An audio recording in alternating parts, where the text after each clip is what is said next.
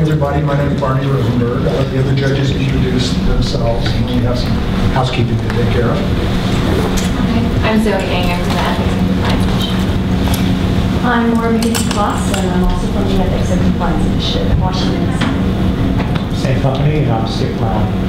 Okay. So first thing, cell phones, set them to stun or mute. Okay, we don't want cell phones going off during the presentations. Thank you. And I am now required by law to read you the following instructions. In this part of the competition, you're taking on a fictional business identity and assigning a fictional business identity to us, the judges. Make sure that everyone knows who you are and who we are before you start. You'll have 25 minutes, give or take, 5-minute cushion, to describe the legal, financial, and ethical dimensions of the problem and to recommend a solution that passes muster on all fronts. During this time, we will not interrupt you with questions. We'll get to that later. When you're finished, we will have 20 minutes to interrogate you. It'll be gentle. I'm going to ask the first question at that point and then turn it over to the other judges. During the Q&A, we will stay in character. Okay. After the Q&A, we'll all take a deep breath. We'll have some time for feedback outside of the role play.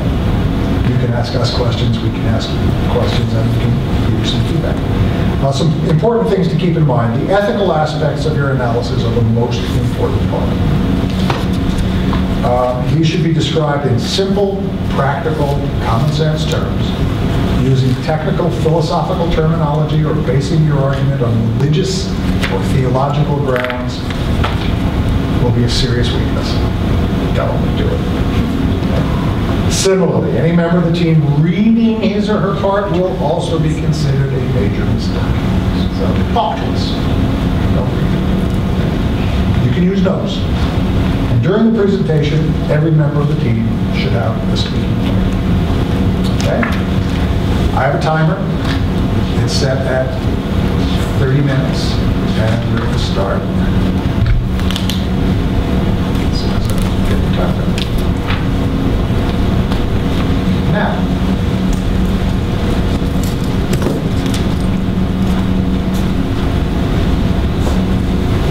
the fashion industry is fueled by meeting the needs and demands and wants of our consumers. Through this, the fashion industry is becoming the driver of most economies worldwide. In the United States alone, it makes up 1/5 of the economy. Fashion industry is also synonymous with the word trend. Trend in clothes that I wear, but also trend in the attitude and perspectives that people follow. That leaves the fashion industry with a very powerful position. We can change the ideals and mindsets of our consumers. What about the dark side of fashion? The crisis, the scandals, the vast amount of waste production made in the production, manufacturing, and consumption of clothing. Good morning, Zara executives. Today, with my team, full of Zara passionate employees, we collectively have 32 years experience being in the Zara family. We're coming to you to look at the sustainability initiative that Zara's taken on and really push the boundaries of what Zara can do as a fashion leader. If we look at how Zara came into power, this really starts in the 1960s. There was a major change in the way that people looked at fashion. It became less about keeping clothes for the long term, and fashion became more disposable, and people wanted new things. Zara comes into the picture in 1975. Around that time, there was also a switch in the attitudes of fashion. The idea of quick response fashion came into play. People wanted what they saw on the catwalk today. Designers started mimicking those looks, bringing them into department stores from the runway in quick response time to what they saw. This became the idea of McFashion. Quick, easy, fast fashion. 1990 came around, Zara exploded as a leader in the fast fashion industry. We were getting looks from the catwalk to the store and in your closet within 1 week.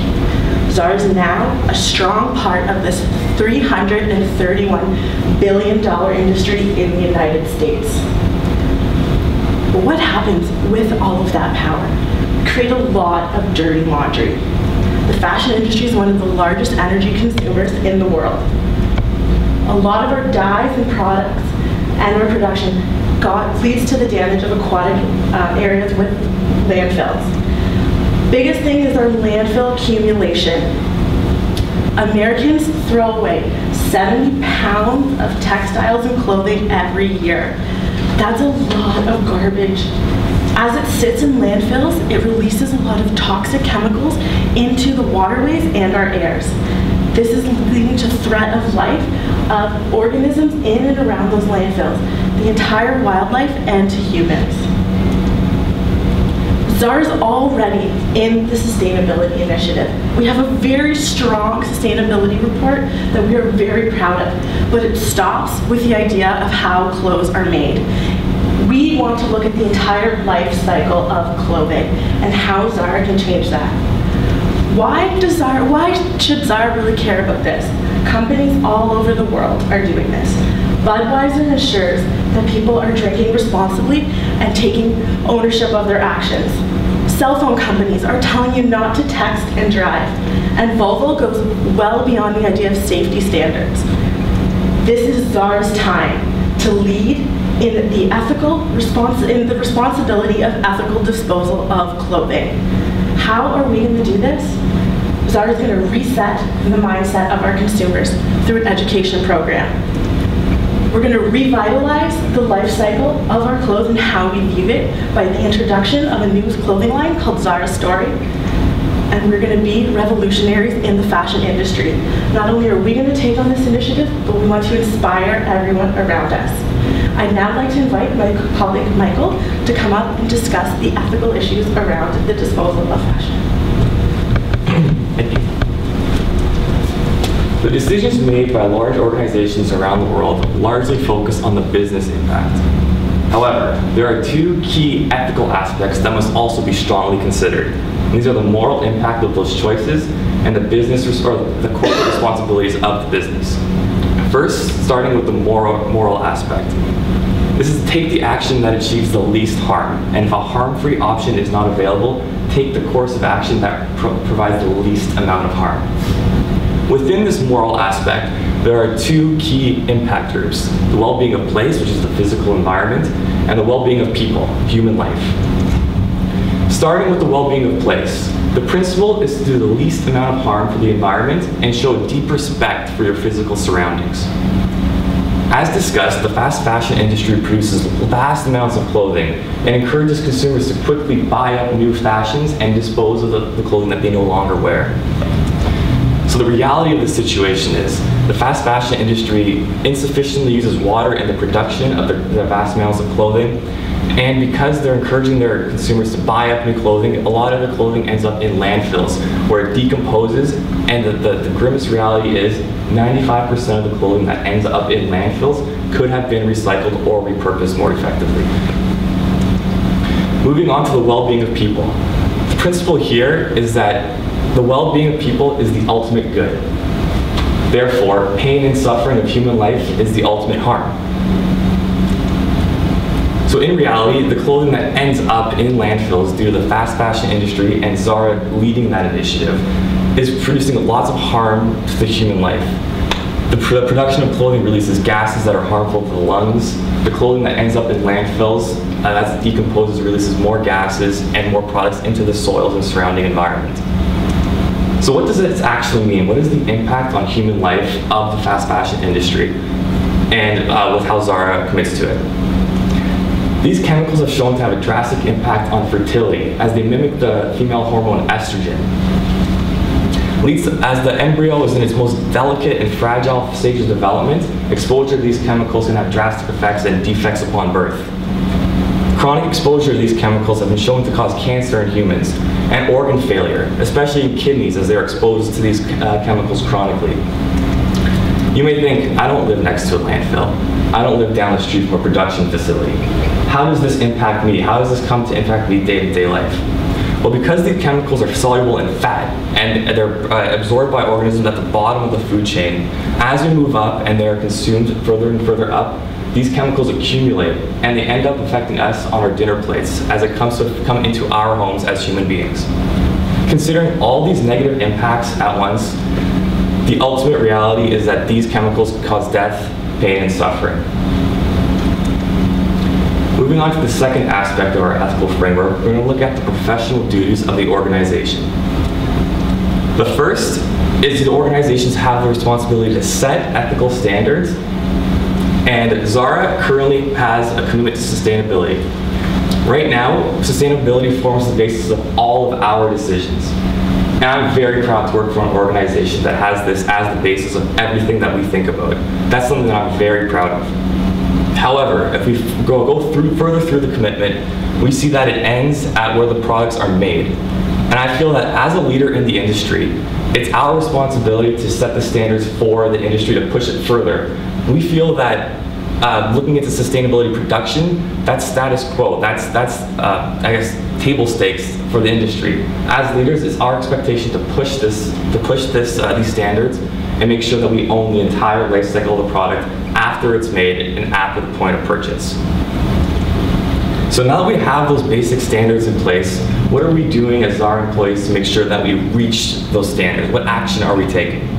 There are a number of initiatives that fall under the Right to Wear umbrella that ensure that the materials are sourced responsibly, that our employees are compensated efficiently, and that the clothing is safe to wear, such that there's no choking hazards.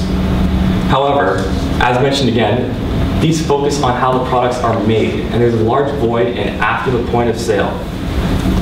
So in reality, Zara produces 950 million garments in 2013.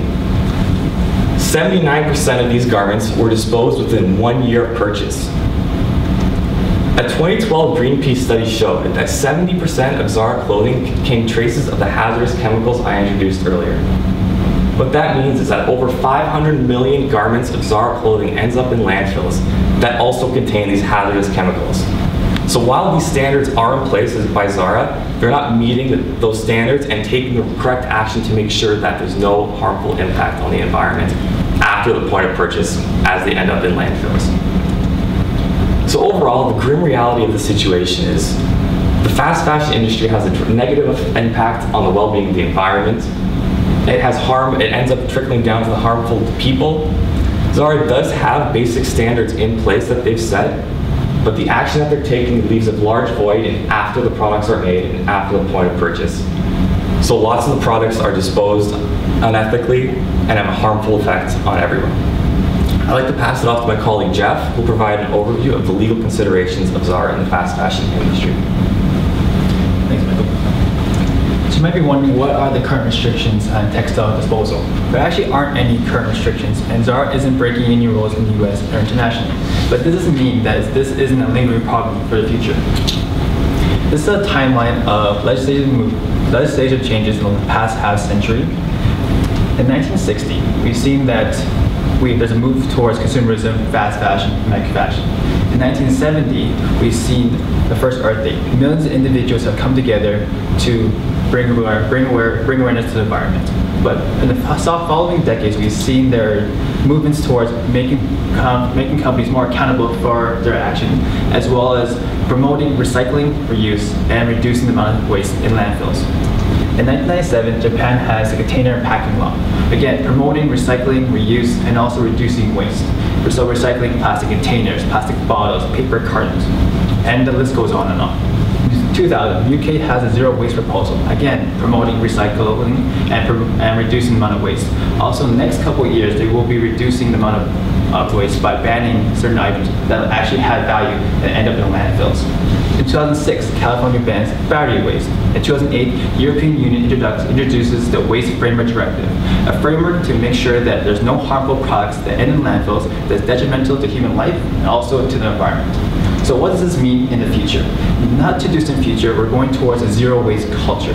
And Zara has to prepare for the fact that there will be no textiles or clothing in landfills. So what does this mean for our business? I'm going to read you two quotes from Zara's mission and vision statement. Zara is committed to satisfying the desires of our customers. Through Zara's business model, we aim to contribute to the sustainable development of society and that of the environment in which we interact. Clearly, our business model is not sustainable after the point of sale, but are we fully meeting the desires of our customers? We don't believe you are. I want you to introduce you to the aspirationals. Aspirationals are materialists who identify themselves partly through the products they buy, but also they believe the products they buy must be good for the product, must be good for the environment, as well as society.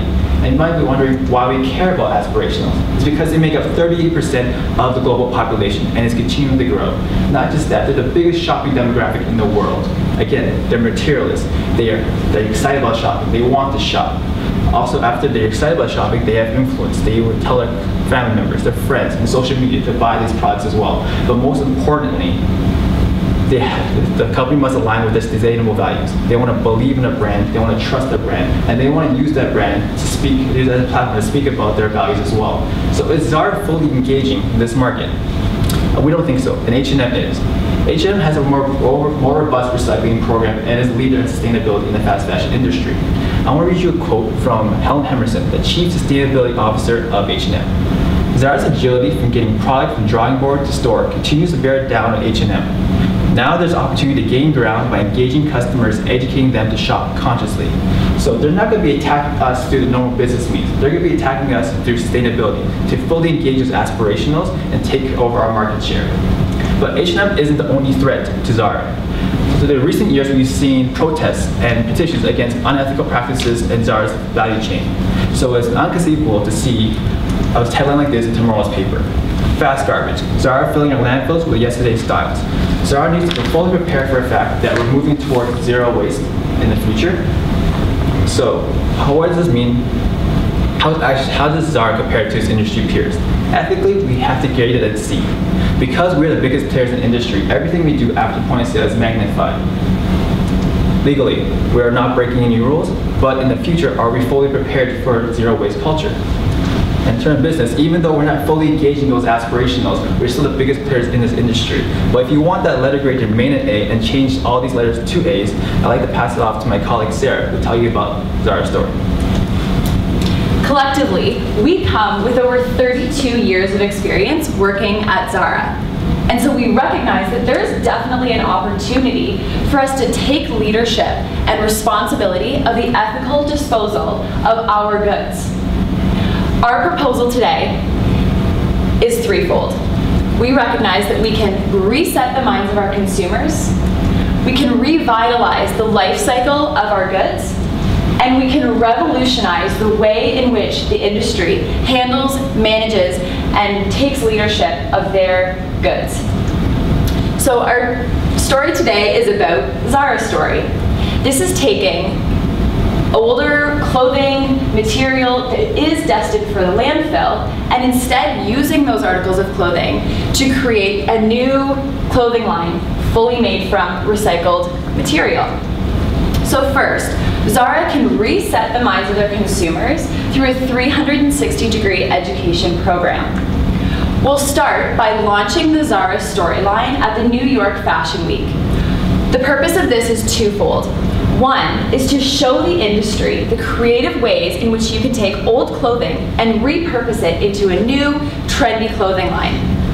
We're also going to use this platform to educate our consumers and other industry professionals about the growing need to take responsibility of the ethical disposal of goods and the accelerating rate and accumulation of our goods in the landfill. Next, we're proposing that you develop a strong online community. This is really to reach out and interact with our community, with our consumers, to share our initiative, provide research that they're seeking, and to have that dialogue and that community for them to speak to one another. We'll be tracking this conversation using two hashtags, hashtag Zara Story and hashtag If Clothes Could Talk.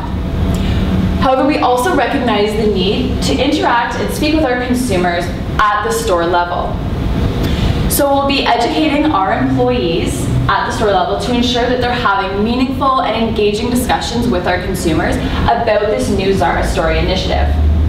We'll also be adding tags to all of our Zara Story repurposed clothing line. So Barney, for you example, you might walk into Zara and buy yourself a Zara Story tie.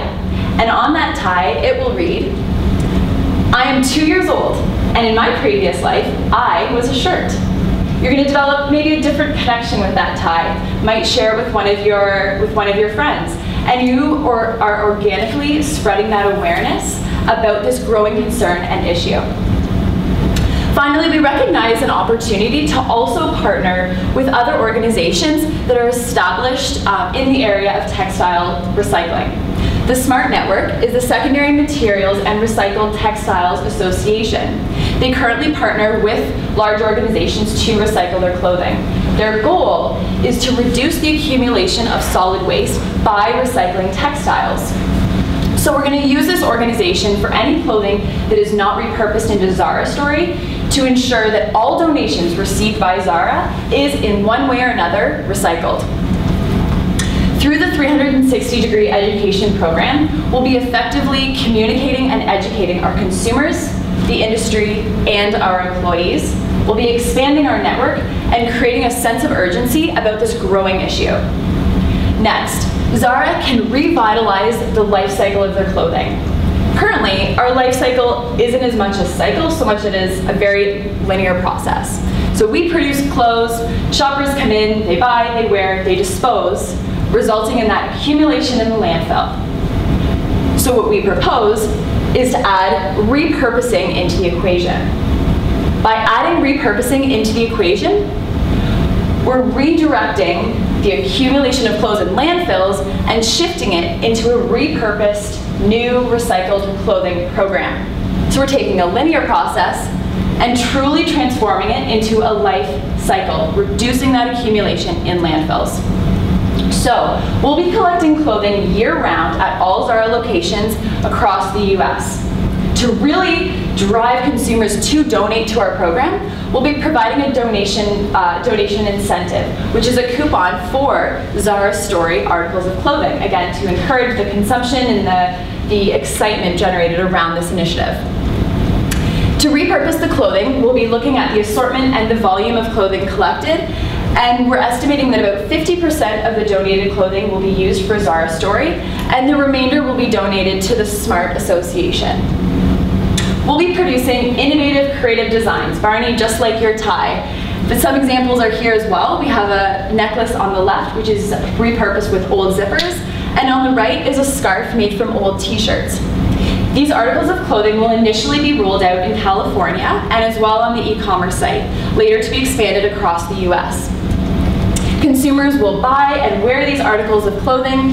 The Zara Storyline will be priced at a premium, but again, remember we have that donation incentive, or the donation incentive and the coupon for Zara Story.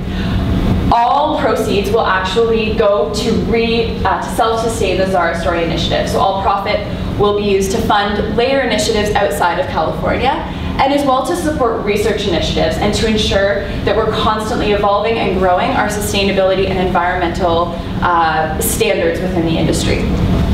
Finally, Zara can revolutionize the fast fashion industry, and this is threefold. First, we are setting a global standard for the ethical disposal of our goods. We hope that this will inspire a global movement towards sustainability.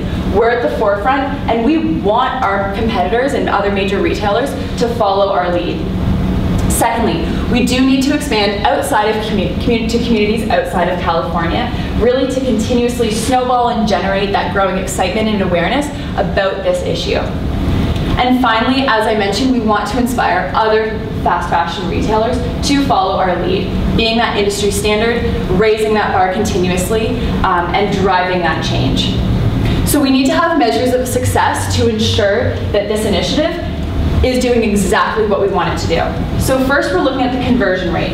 How well do our education and awareness initiatives translate into donations? So by year 1, we hope to have a 5% conversion rate, and year 2 through 5 to have at least a 10% conversion rate. Second, we're looking at our net landfill reduction. Our goal by year 3 is to collect 30% of our US market share. Finally, Best Global Green Brands is a report released nationally. It looks at the gap between an organization's environmental standards and the perception of their consumers with regards to their environmental standards. We are so proud, as colleagues of Zara, to have watched the evolution and the growing concern within Zara for environmental standards. So we're proud to have been placed to be ranked 34 in the 2014 report. We're proud of this, but we know that there's still opportunity to grow. We're confident that with this execution of Zara's story, we can be in the top 20 by year 2 and in the top 10 by year 5. This is a significant achievement that we're confident you can achieve. I'd now like to pass it off to my colleague Zane, who will be walking through the financial implications of this project. Thanks, Sarah. So as Sarah mentioned, the primary goal of this program financially is to be self-sustaining. So we can pursue everything we want to pursue in a way that's not a drain on our financial resources. So what we put together is just some financial projections, and they're based on the two variables in the second two rows there, the number of particles donated, as well as the number of particles that we're able to sell. And these have been taken, and these are based on, the revenue numbers rather, are based on the average price of Zara clothing plus a slight premium for this line, and the costs take into account the historical growth margin of Zara products for the last 5 years, plus additional items including a facility for this project, additional staff, distribution and manufacturing costs for the collection and manufacture of this line of clothing. Taking the worst, normal, and best cases into account, we have an average expected gross profit of $2.8 million, and again, that money will be reinvested into Zara program and directed into programs such as working with smart organization that Sarah mentioned. This brings us to the risks of the program. So we'll be evaluating 3 risk events with this framework here, based on the likelihood of that event occurring on the bottom and the severity of the impact of that event on us on the left over there. They'll be assigned a green, yellow, or red rating, and we'll be able to address mitigation and contingency plans based on these. The first major risk event is a failure to reach a certain threshold for clothing donations. And obviously this is something that we're able to influence but not fully control, and would have a pretty substantial effect on our project because it affects essentially our inventory for the Zara story line. In order to prevent this from happening, this is obviously a stat we'll be monitoring very closely from the outset. And in order to maintain, or to ensure that we receive a sufficient number of clothing donations, we'll be looking at, if need be, further incentivizing the donations to the program, as well as streamlining that process to make it easier for potential customers to donate used clothing. Also, if the actual Zara story clothing does not sell, we have a few options available there because this is of equal likelihood, but will have a more significant impact on us, given that we're more invested in the program by this time. And our initial levers available to us to ensure to push sales a little bit further involve looking at the pricing strategy as well as the branding and positioning initially. And if we don't believe that we're able to significantly increase sales, potentially looking at focusing only on the clothing recycling aspects for future years. And the final risk is one that frankly we welcome. We've assigned a tolerable green rating, and that involves competitors imitating our program, which really serves as a validation of what we're doing. It shows us that what we're doing resonates with customers, and it's selling, and 2, it's accomplishing something. So if this is to happen, if competitors are to build similar programs to ours, we can do one of 2 things. First, focus on really educating consumers about our program and make sure that they understand that we're the first mover in this and that we're able to identify the Zara brand with this initiative and maintain that first mover advantage, as well as accelerating the plan to work with other NGOs and forming partnerships to really build ourselves around this idea of clothing recycling and repurposing, and so accelerating plans to work with NGOs like the smart organizations that Sarah mentioned. So in summary, three risk events, two that we consider threats that we have plans in place to address, and one final one that really would serve as a validation, a confirmation of what we're doing. Which brings us full circle. On the ethical, environmental area, we assigned Zara initially a C for the gap fundamentally between the right to wear program and their environmental plans, and the gap that has between the post-sale impacts with regard to the disposal of the clothing. And we believe that by implementing the Zara Story program, we'll be able to change that score to an A, and really walk the walk in terms of what we're saying, what we're planning, and what we're doing. On the legal front, again, while we were never in any violation of any legislative rules, this implementing the Zara Story program puts us ahead of the curve and really brings us into a position where we're ready for future developments in legislation or regulations such as the EU Framework Development Initiative, as well as just a zero-waste culture that we believe that we're moving towards. As well, finally, on the business, we're always excelling in this area, and we believe that by implementing the Zara Story program, we'll be able to move that further and do that in a better, more sustainable way. And with that, I'd like to pass it off to Rose for some closing remarks. Zara, today is the day that we change the way we look at sustainability. We're going to reset the minds of our consumers, our employees, revitalize our entire product line and really take ownership for the full life cycle of our products, and start a revolution. It's time to revolutionize the way people dispose of their clothes. We are leaders in this fast fashion industry. Today is our day to really take the helm and become a true leader, not only in fashion, but in sustainability. Zara, it's time to take care of our laundry, and today is our laundry day. Thank you very much. Thank you. We have a couple of questions for you. I'm a little concerned about something. We all on the management team think of ourselves as a very ethical company. And you've confirmed that we comply with the law, and I just wonder about us getting out in front of the curve here.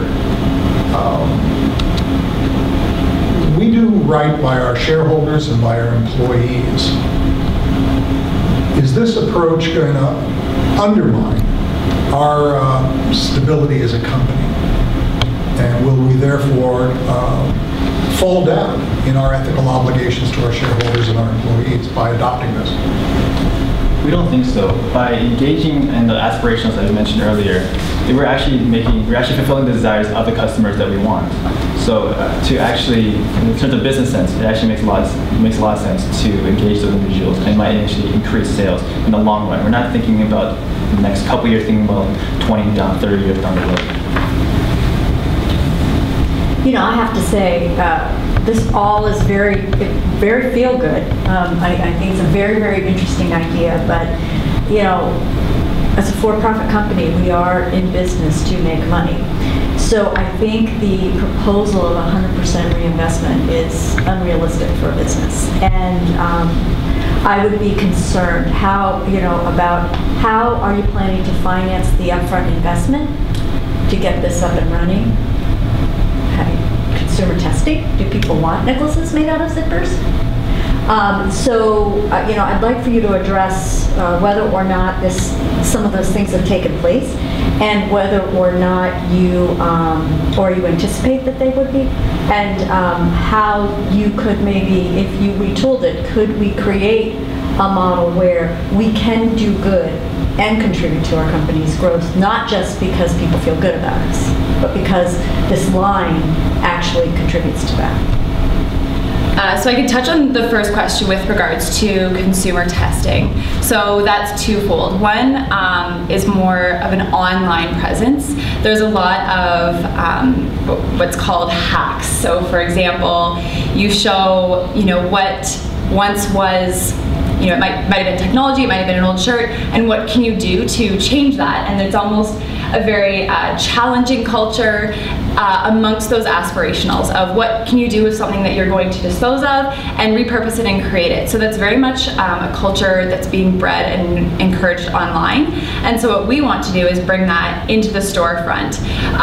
And so what we're doing through having that online community is actually part of it, and of course, it wasn't always necessarily touched on through in our presentation, but it's to actually encourage our consumers to show us, what have you done with old Zara clothing to help inspire future designs. We're in the industry. One of our strongest suits is creating new articles of clothing on demand. So we have that agility to take, if you might go online and show us what you created out of a necklace, and how much traction did that gain online, to then inspire future Zara Story collections. So with regards to consumer testing, it's definitely at the forefront, and we have the manufacturing ability to be agile and respond quickly to the consumer demand. Do you mind repeating though the second part to your question? Oh, actually, yeah. You're concerned about financially. I know that making any investment, you need to make sound business assessments. Zara has millions of dollars of free cash flow for investments, and we're only looking for about $10 million for a company which is over a couple $1 billion. So we're not asking for a large investment. Also, Zara is other companies in this industry which are attacking sustainability in terms of recycling, and they're doing the same. You said talking about returning profits back.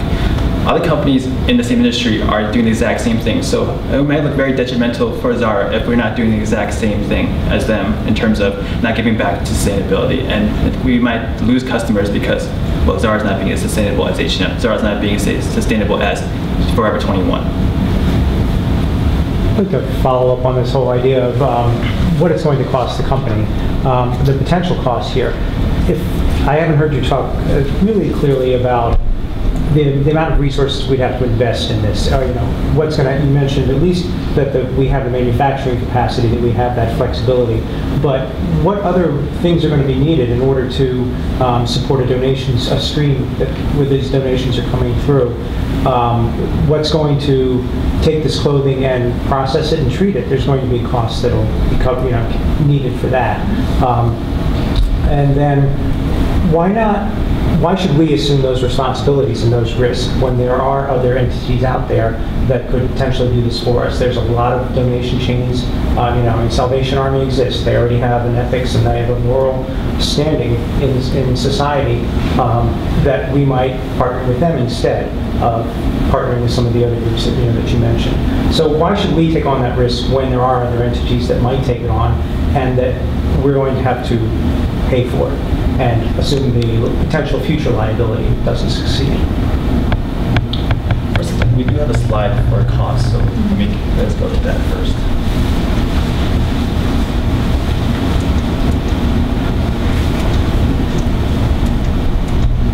So we believe that we need a new manufacturing plant, which is about 15,000 square feet, which will cost about $4 million. And then the retooling and staffing to educate the employees we want. So we think about staffing about 20 individuals, and also educating individuals in the storefront to make sure that we're trying to build a culture of sustainability. And again, operation costs, and we're starting off in California, so the transportation logistics is 1.2 million, but if you think about it, the fact that Zara already has this vast distribution center, and 1.2 million is not that much. So we think about the breakdown of costs, it's only $7 million of a company which generates $2.5 billion in net income in euros. So that's American dollars, you're looking about close to 5. Have you considered a model where we don't do all this investment up front? No, because I believe as a company, it's our in terms of being ethically, we have to take it as ourselves, because other companies have taken it on the forefront of texting, drinking responsibly, as well as driving safely. We as a company have to take it because it's our responsibility to make sure our products are actually safe from cradle to cradle. No, not disagreeing with that point, but what I'm wondering is, why do we have to take it at this level? And why do we have to copy H&M and Forever 21? Is there a potential model where we actually do craft a sustainable cycle as you propose and are profitable? We haven't looked into a model such as that right now. Okay.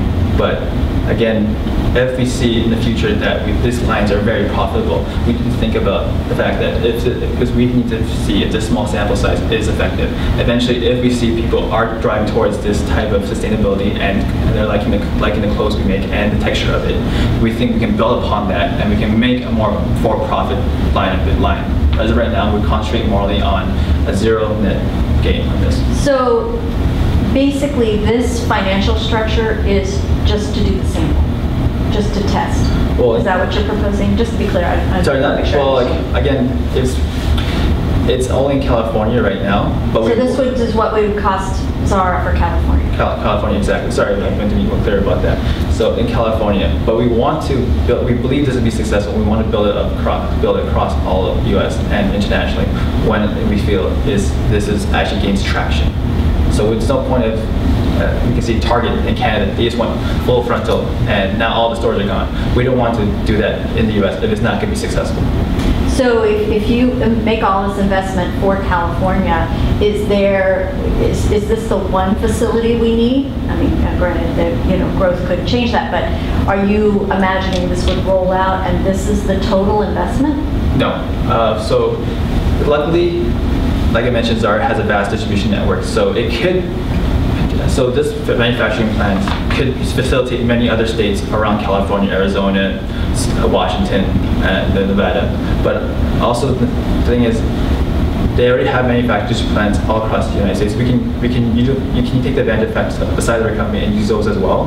But for now, we feel we need one company. We want to use one manufacturing. We want one new plant for this purpose because we don't want to ruin any other areas, but we can still grow from this one plant.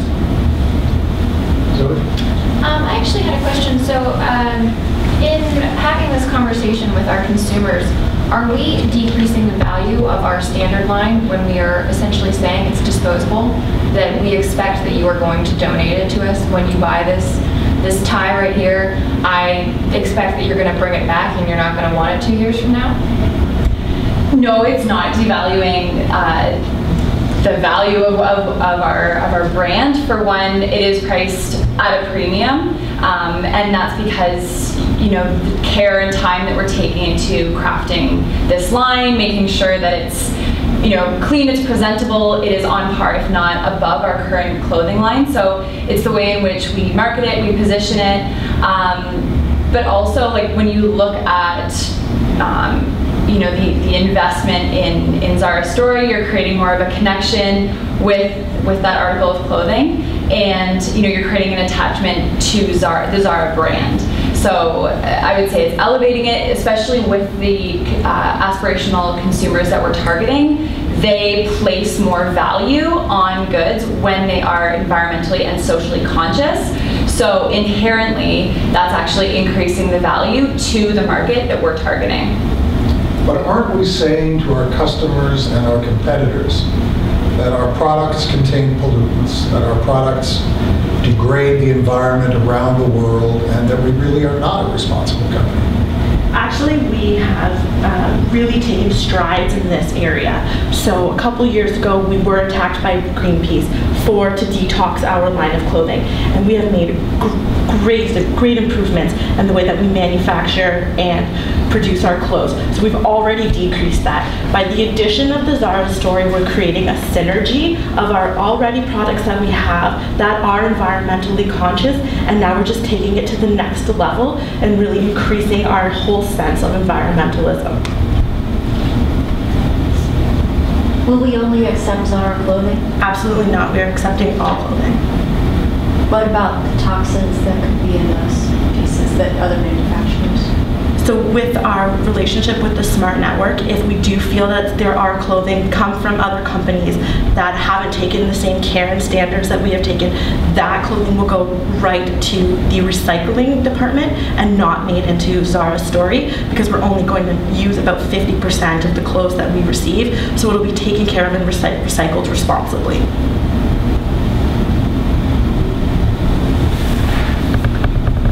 I think Greenpeace is totally discredited. I mean, they've destroyed centuries-old pictures in the desert of Peru. Who cares about Greenpeace? Why should we care? I think that's a really valid point. They do come across as strong bullies, but in today's social environment where everyone's posting different things online, Greenpeace is the loudest player and the biggest bully. And there is a 38% of our market, those aspirationals, look to Greenpeace and how they are portraying companies in the media. And we really need to have an ear open to what people are going to say about us, even if we don't believe, and to have a ready comeback for anything that they might post about us negatively. So even if Greenpeace is a really strong bully, and if we don't feel that they are portraying us in the way, we still have to be prepared for anything that they are going to say. Talk about the global aspects of this. So you talked about California, and these are the costs there, and how it would be essentially a regional operation. How do you internationalize this? How do you make it global? And I'm asking because we can barely get rid of our electronic waste in the U.S. It just goes overseas right now. And we have shipping containers that come here by the thousands and just land on our shores and never go away. What's going to happen with this clothing and these cost differentials that are going to drive some of these decisions? That the labor is more expensive here in the U.S. than it is in an African country, in some African countries, for example. I can speak to the strategic way in which we'll roll out internationally. So it's going to be very strategic. So with California, for one, Zara's business model is actually to be very coastal. So that's one reason to at least start in California. And then in terms of the rollout, one, we're following where the demand is. So one, where do people care that we're turning to become more and more environmentally and socially conscious? And so these people are going to buy the Zara storyline. They're going to, support this initiative. And so we're following that traction through mostly our online community that we're developing. Again, where are they posting their own Zara hacks? Where do these creative ideas come from? Maybe engaging with those consumers if they're out in, New Orleans. Maybe we have, a great following here and we'll roll out here. So it's being very strategic in where we locate next in order to then self-sustain again and move on to the next state or region and then eventually expanding globally. In terms of the cost differential, currently we projected that the Zara story would be about a gross profit of 40%, gross margin of 40%. So I know that there will be certain countries where that margin will dip down, but I think it's going to be mitigated by the fact that there are certain countries such as Spain and other European countries where we can actually increase that margin fully. So if you look at not just those particular countries that can be detrimental, in the whole forefront is something good for the company as well as can be we can still have the money still be there. And if you think about the whole Zara story as a whole. Where did you get your consumer purchasing statistics around what are they called? The aspirationals. Aspirations, yes. So there's been a couple surveys done. I would like to, don't have the surveys with me currently, but they are from legitimate sources that say this is a growing community of people. California is a tough place to do business. I know I live there. I'm a little concerned about your cost structure here. Are you going to be processing the clothing to remove any residual toxins? Or are you just kind of taking the zippers and making necklaces and not worrying about what's in them? I really think that as we sort through, the biggest process that we're going to have is our sorting process. So the first year, we might be more picky and choosy of the products that we use.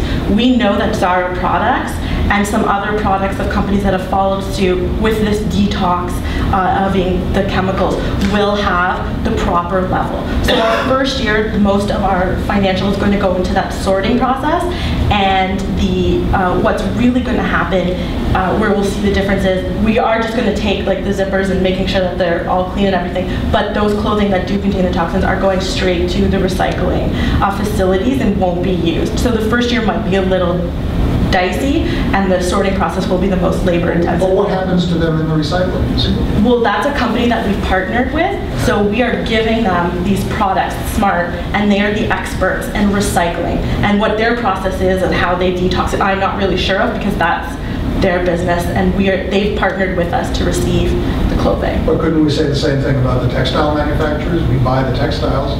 Who cares how they make them? Well, Zara, we only source ethically based textile manufacturers. We know that the Smart company is legitimate and they do recycle appropriately, and they are not putting any waste that's toxic back into landfills, and they will make sure that they take care of it appropriately. But would we be better advised as executives of Zara to spend the time, money, and effort up front in how we source and where we source our raw materials? We are already doing that with our new model of sustainability, with our right to wear. Part of it is clean to wear and making sure that we are using the most appropriate materials. So even though the rest of the fashion industry contains a lot of toxins, by 2015 we vowed to have 0 toxins in our clothing. Or a quarter of the way through the year. Mm-hmm. How are we doing? I will have to look back and check those numbers for you and let you know. And you talked about California being a tough market. Like any market would be a tough market, but you think of individuals, Californians seem to be the most ideal targets. They care about what they eat, they care about everything they do, and they're very socially aware compared to other states, like I mentioned those. But I just feel like California is a ideal market for this particular line. Though I have to build on Barney's point, California, because of all those things, is an expensive state to do business in. Have you calculated that in your financial projections? Just one simple thing I'm thinking of is the living wage. It's you're not paying minimum wage for people to sort. I understand, and also you also think about some tax implications. That Florida doesn't have any state income tax, but we did consider that. But we still believe that because of the type of people we want to engage, the most easiest people to engage will be Californians, because we want to, like Sarah mentioned, educate, engage, grow a community, and that's the best area will be California. How many of our folks would be engaged in this sorting, this California trial? Or are we outsourcing that too? Sorry, do you mean how many customers will... No, how many employees of ours, ours? So... It had a cost there of, I think it was, $1 million? Because this is like a collection process in a year. We just drop one line. So like think about 20, 30 people, and just multiply that by say the minimum wage. We get that number. 20 people at a cost of $1 million. Pretty good wage. It's definitely living. Sort used clothing.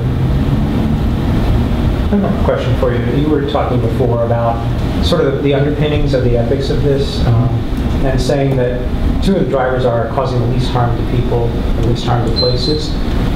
I hear that, but then I wonder, what's revolutionary about that when it sounds like you're actually backing away from things? So what do you mean backing away from things? Well, if your goal is to just do the least harm to people, that doesn't sound revolutionary. That almost sounds like hands-off approach. So the sort of mental conflict that is set up by having those 2 objectives. So is that enough of a foundation for this to build it as an ethics exercise, as an effort? The way we see it is that right now, we as Zara, we claim ownership of the clothing process from sourcing products, to manufacturing it, to selling it. And then there's that gap after that point of sale. And so we think they're going back to the Budweiser, where they sell their products, but they're still taking ownership of after the sale, encouraging their consumers to enjoy responsibly. Going back to the texting and driving, they've sold the phones, they've sold the phone plans, but they're encouraging their consumers to enjoy the product responsibly. And so we think as Zara, it's our duty to make sure that after that point of sale, our clothes are being disposed of properly. And so by adding that part to the product life cycle, that's how we're taking action. It's not necessarily passive saying, don't do something. It's our way of taking action and reclaiming that part of the product life cycle and bringing it into our optimal solution. Okay, we are out of official time, so take a deep breath. we're going to step out of our roles right now. I got to say, I'd hire all of you.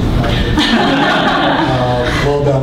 But I wasn't clear who you are. When you were in that role, were you outside consultants? Were you employees of Zara? They were employees. Who were you?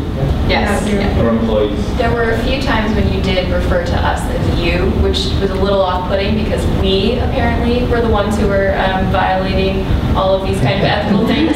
So that was something to kind of make sure you're taking Evil care of. management. How did you guys feel about it?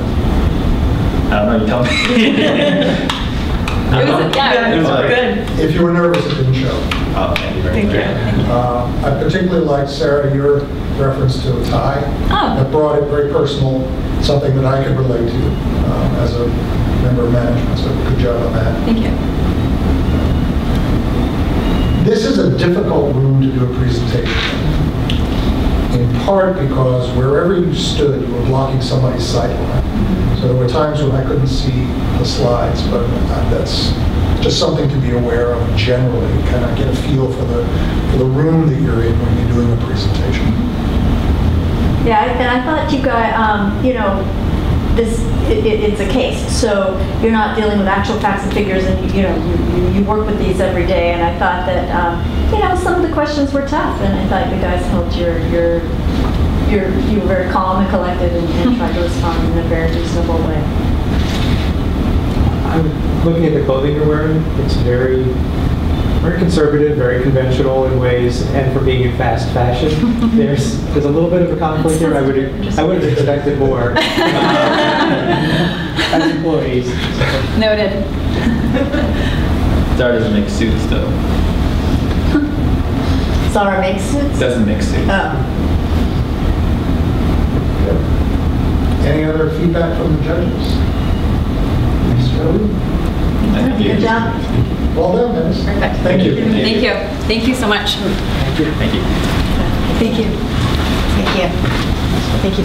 Thank you so much. Thank you. Thank you. Thank you so much. Thanks a lot. Thank you. Thank you very much. Appreciate this. Thank you very much. Thank you. Well done. Thank you so much. And the next presentation is at what time? We don't watch, right? Oh, sure. 9:45 is the next one. Oh, 15 minutes? Yeah. Potty break for the judges.